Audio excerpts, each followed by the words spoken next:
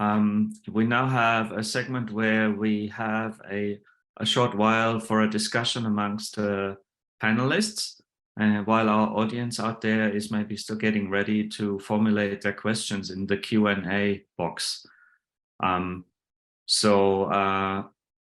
Ross, Melissa, Catherine, maybe you have comments that you want to make to each other to get the discussion going? Sure, I'd really like to commend Catherine for her talk, because I think you pointed out a lot of really important issues around that. And in terms of mRNA, and it was remarkable to me that the numbers that I cited for how long it takes a new medicine and how much it costs for essentially the same numbers as yours.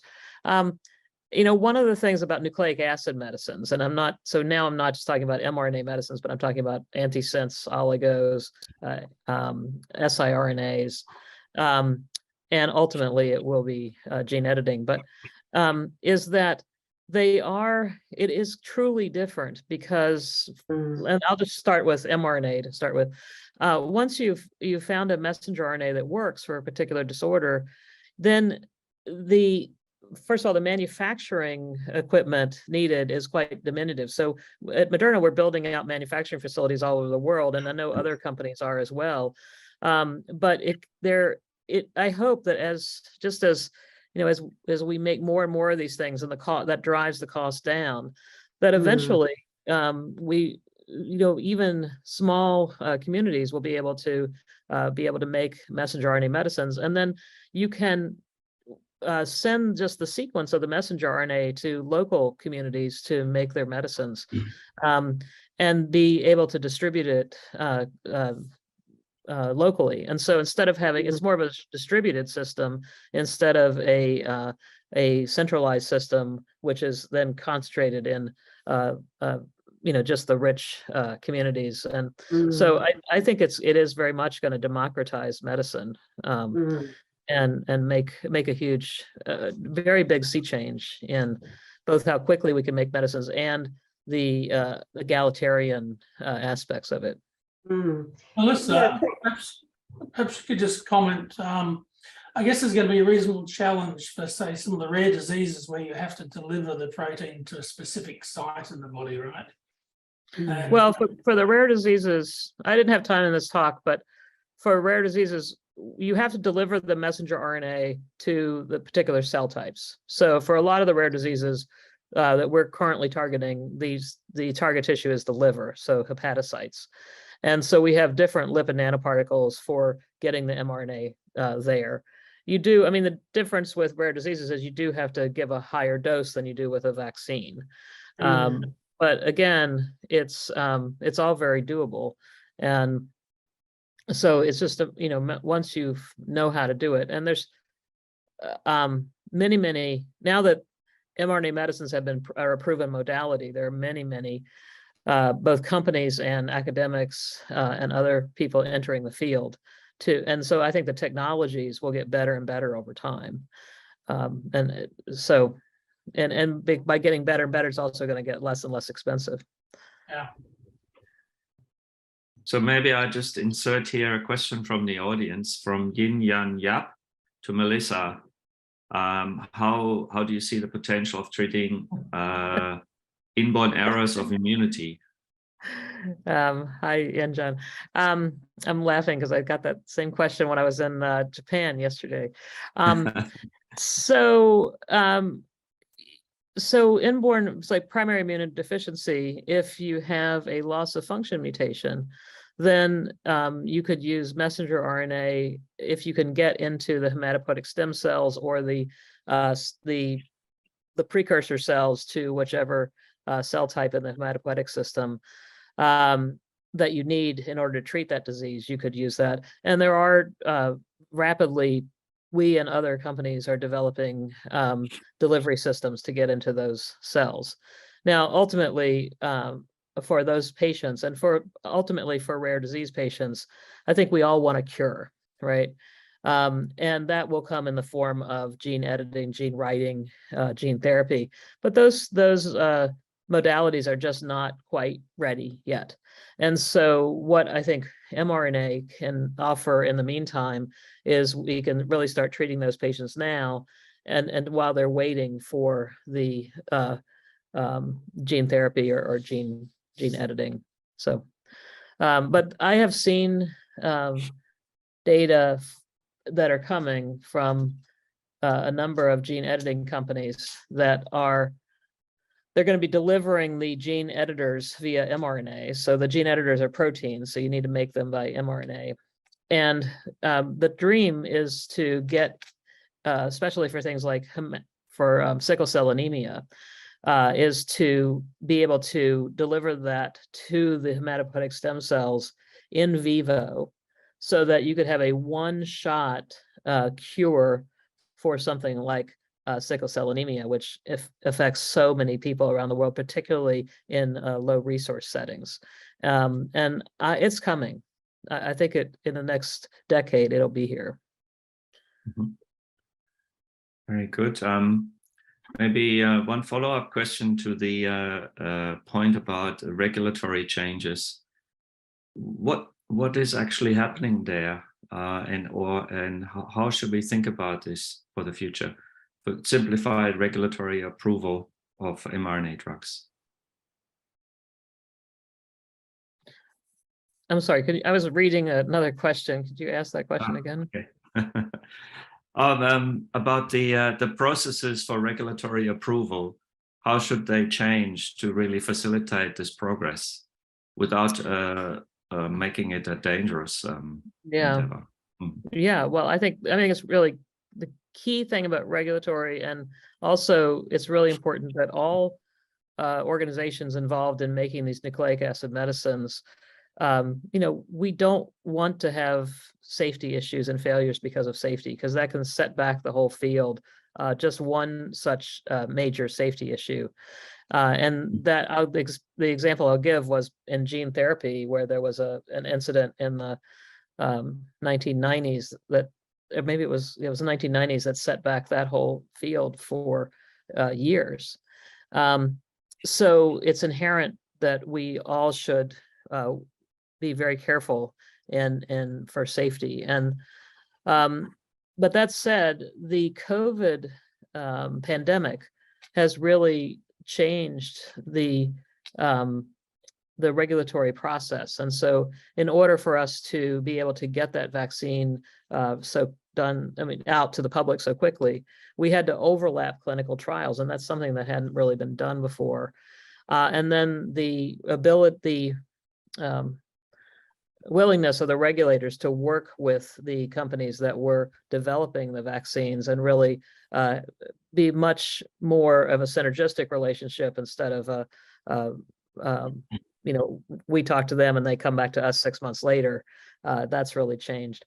But I think the big thing, and this is what I was touching on before, is with nucleic acid medicines, once you figure out how to get them to where they need to go, that's the delivery mechanism, then and that usually is where you have the dose limiting toxicities, and the side effects are usually from the delivery system. They're a class effect.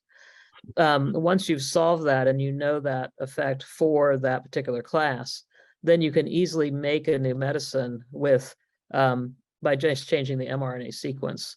So already for our vaccines, the FDA does not require us anymore to do toxicity analysis for every new vaccine, because all of our vaccines are built on the same platform. And so that will speed up the regulatory process. And we've already seen that yesterday in Japan. They approved the vaccine, our new vaccine, for some variants that are circulating in Japan. And the data for that was not based on human clinical trial data. It was based on animal data, so preclinical data, because the regulatory authorities are gaining confidence that now we understand we have correlates of protection, so we don't have to go through the full clinical trial process every time. And so I think it's going to speed up quite rapidly. The other thing about mRNA medicines, and this is also true of siRNAs and ASOs, again, they're temporary. So if they do start causing side effects, you can just stop taking them. And so that's a real advantage over medicines where you're changing the genome. I guess it'll be different, I guess, for the rare diseases, because I guess, sure, the delivery mechanism can be improved, but the protein you're effectively trying to change the expression of will differ depending on the disease. And of course, if you're trying to fix up a defect in, say, DNA damage repair, and you lead to overexpression of that protein, then you could cause DNA damage. So I guess there'll also need to be a couple of levels of regulation. One at generic delivery, and then one at probably looking at what are you delivering and what's the safety profile, I guess. Sure, and that's the purpose of phase 1 and phase 2 clinical trials, is to figure out what is the efficacious dose, right? So you tend to start at a very low dose and keep dosing up. We haven't really thought about delivering proteins yet that affect DNA damage, although that's an interesting possibility. So all right. we tend to stay away from the DNA.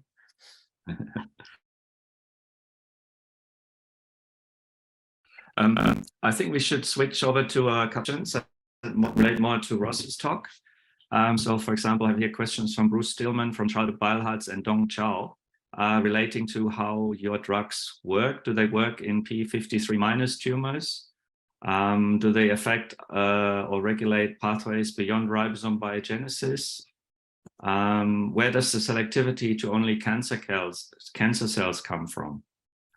All good questions. The drugs do work very well on p53- tumors, and that's because the nucleolar stress pathway isn't just regulation of p53. The slide I put up was admittedly quite quick, but the ribosomal proteins also bind to other regulatory elements of things such as p21 to turn on p21 and cause cells to senesce or stop dividing, a reduction in MYC expression through various mechanisms, turning off E2F.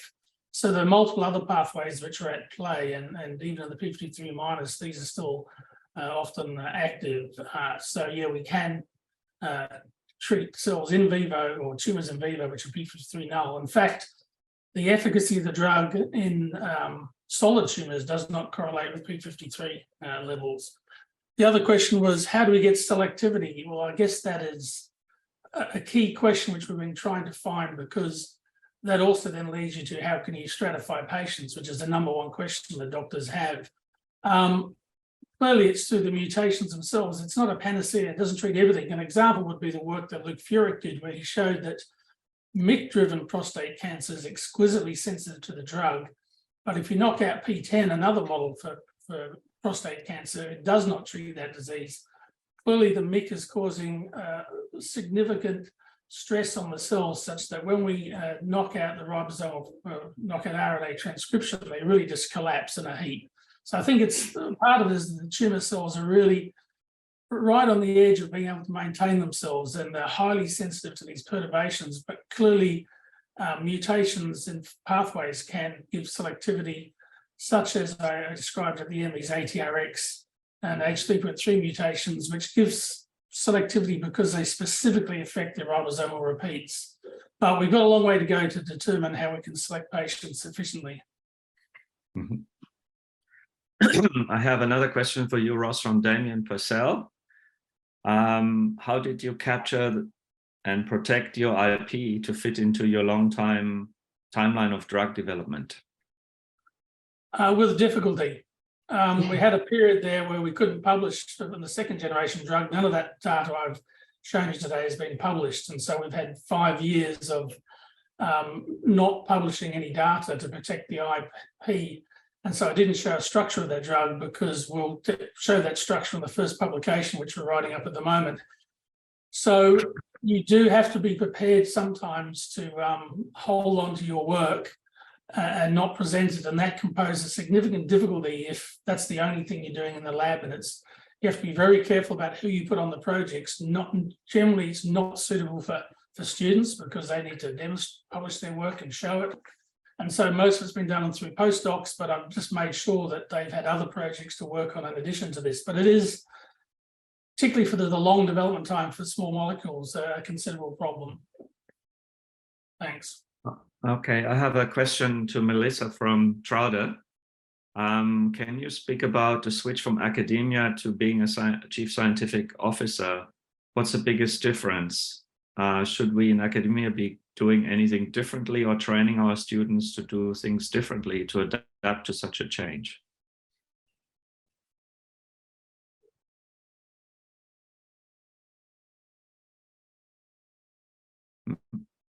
Yeah, sorry. Yes, there's a lot to unpack there.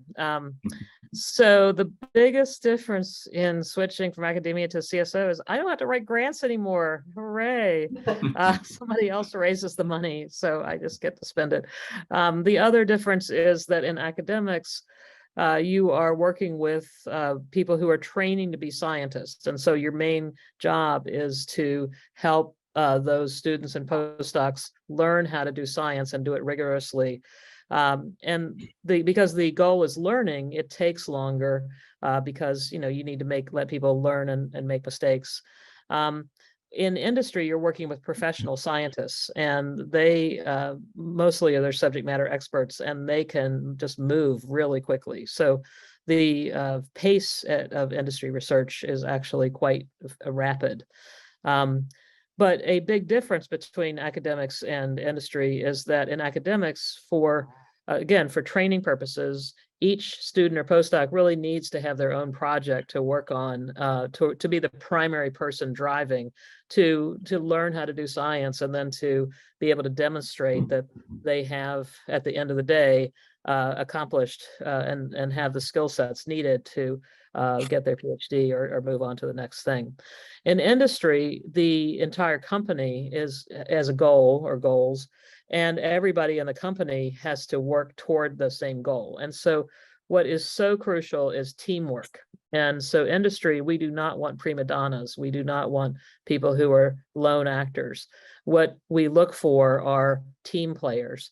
And one of the things that I say to students, because there seems to be this impression that obviously you want to have your first author paper or your co-first author papers, but one of the things we look for on resumes is, do people have mid-author papers? So where they're the middle author, because that says they're team players, that they don't always have to be first. And so don't discount your middle author papers. They're really important. And so doing team science is just very crucial for industry. The other thing I think and I had no idea when I went into industry, the variety of jobs that are available in industry to people dependent on their interests and their, what their strengths are.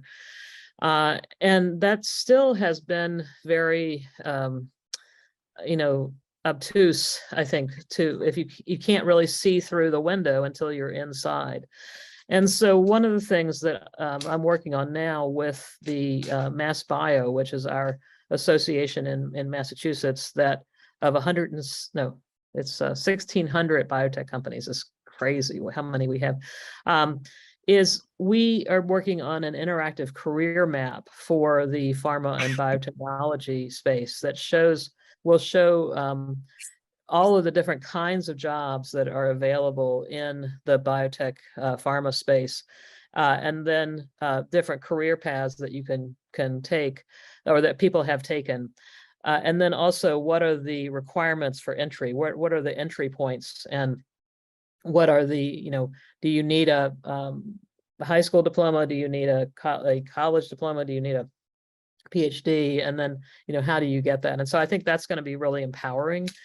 We hope to have that done by the end of the year, and that'll be available on the web for anybody. And it'll really, I think, be very helpful to see, because, most of us, we all have our relative strengths and our relative areas of challenge, right? And so the best thing would be to get into a job that plays to your strengths and where you don't have to bang your head against the wall if you're trying to do something that just doesn't come naturally to you. The great thing about industry is that there are so many niche jobs that there is a job that is really, sort of perfect for anybody, depending on what your interests and what comes naturally to you.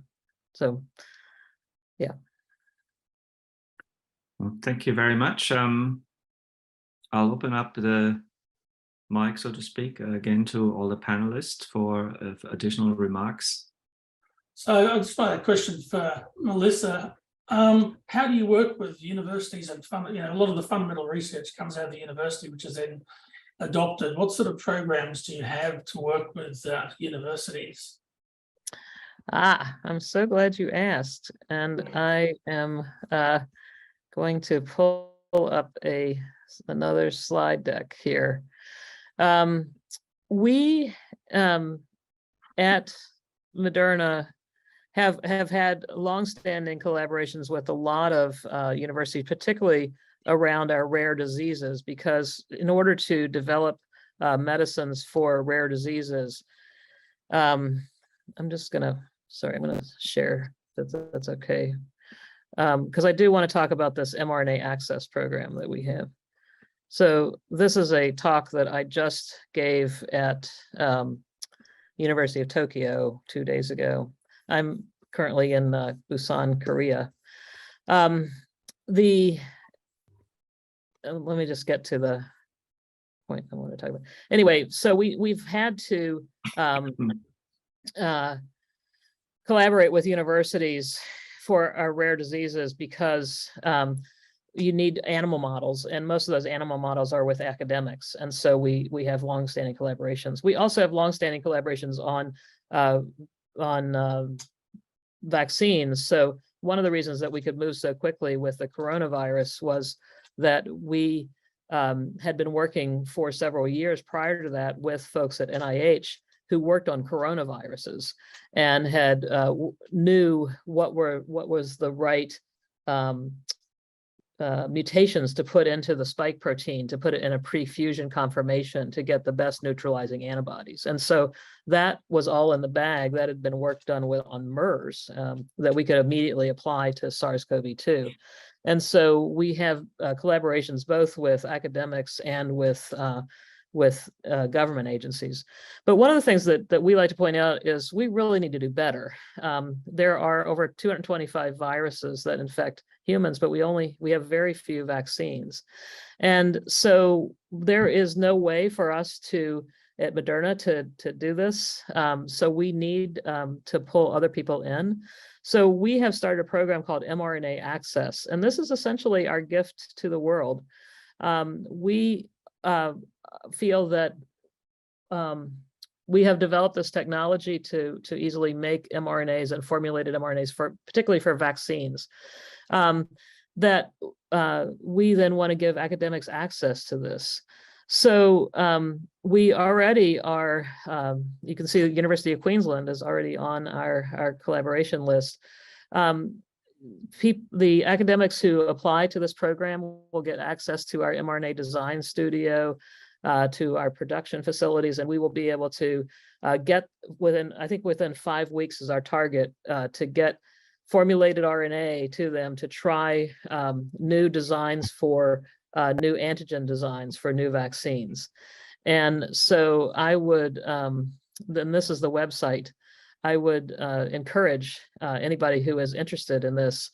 If you also don't remember the website, if you just type mRNA Access Moderna, it comes right up in Google.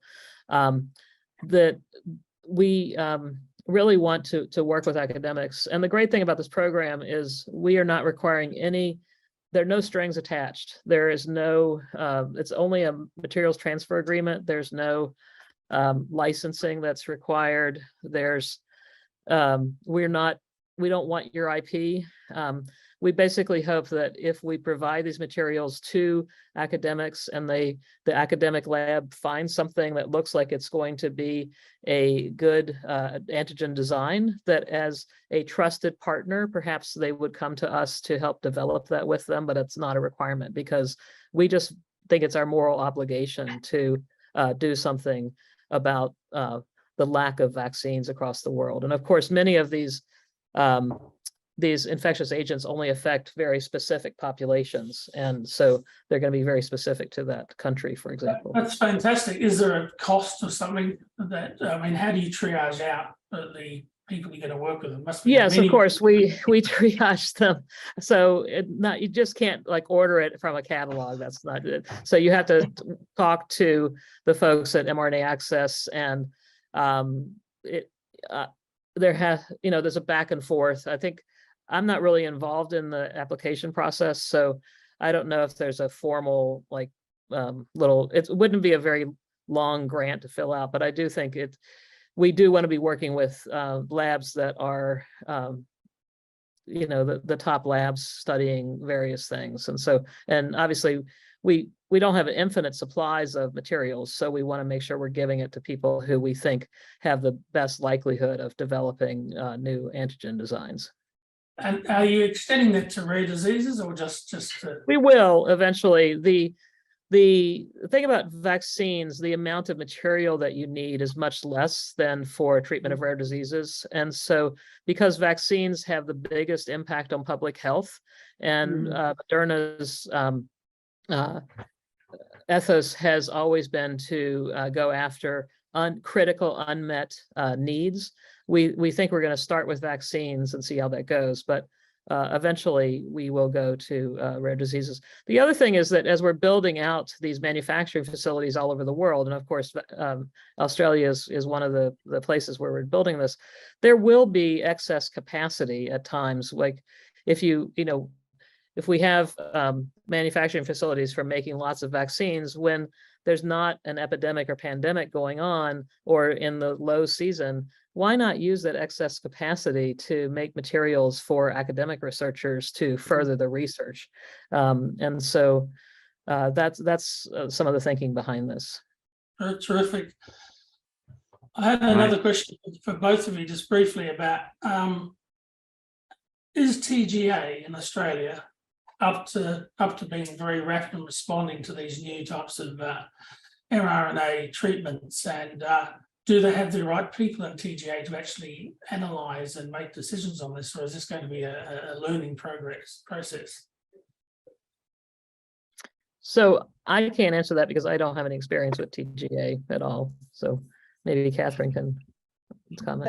I can give a brief response, Ross, not in terms of the second part about people, but I think what we would need is some fairly significant transformation of Australia's innovation systems, and including the regulatory kind of capacities of the TGA. I think having the kind of that model that's been developed through the COVID vaccination regulatory process, for instance, that kind of where exceptions were made in the regulatory process, using that as a model for really normalizing that kind of rapid transformation will really require a lot of change in how we do innovation and regulation in Australia, I think. Yeah. Thanks. All right, I just saw a question pop up in the Q&A box, which reflects the importance of agriculture as an industrial sector here in Australia. And Trouder asks, do we think that this mRNA technology will become cheap enough to take it into animals, for example, against swine flu, vaccination against swine flu? I think with any technology, and I think about the car industry, right? At the very first beginning, automobiles were very expensive. But then once they became industrialized, they became less and less expensive. And the same is true of cell phones and all kinds of things. And so as we make more and more of these and really hone the manufacturing technologies, the price goes down. And so I see no reason why you wouldn't be able to use mRNA vaccines for animals. It's just not been the focus of Moderna particularly. I think there's an ARC Centre of Excellence in that, Thomas. Okay, good. I think we are nearing the end of our allocated time, already slightly over. So I think it's probably time for me to conclude and hand over back to Sarada. Great. What a wonderful session that was. So I really want to extend a big thanks to Melissa, Ross, Catherine, and of course, Thomas, for the great talks and a very engaging discussion session.